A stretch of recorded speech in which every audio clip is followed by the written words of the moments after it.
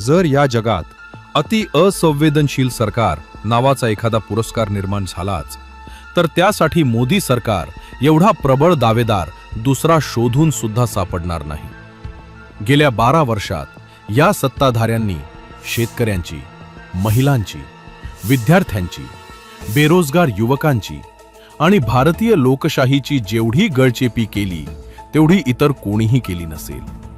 तुम्हाला आठवतंय दिल्लीच्या सीमांवर वर्षभर चाललेल्या त्या ऐतिहासिक शेतकरी आंदोलनात 700 अन्नदात्यांनी आपल्या प्राणांची आहुती दिली। आपल्या न्याय हक्कासाठी ऊन वारा पाऊस यांची पर्वा न करता आपला बळीराजा रस्त्यावर रक्ताचे पाणी करत होता। पण या मगरूर सत्ताधाऱ्यांच्या पाषाण हृदयाला पाझर फुटला नाही।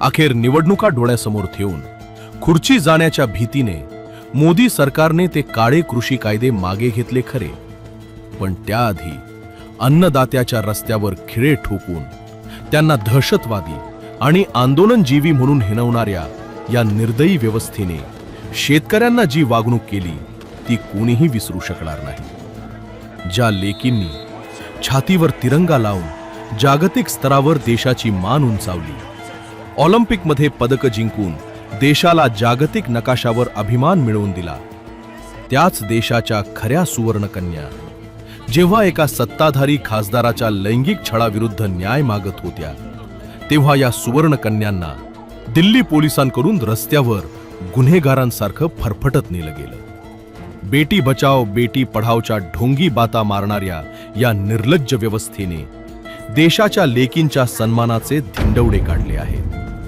आणि ज्या माजी सैनिकांनी आपल्या तारुण्याची उमेदीची वर्ष सरहद्दीवर घालवली, देशाच्या रक्षणासाठी छातीवर गोळ्या झेलण्याचे धैर्य दाखवले, ते निवृत्त सैनिक जेव्हा 1 रँक 1 पेन्शन मधील त्रुटी दूर करण्यासाठी आणि स्वतःच्या हक्कासाठी रस्त्यावर उतरले तेव्हा या निर्दयी व्यवस्थेने त्यांच्यावर थेट लाठीचार्ज केला आणि त्यांना रस्त्यावरून हाकलून लावले।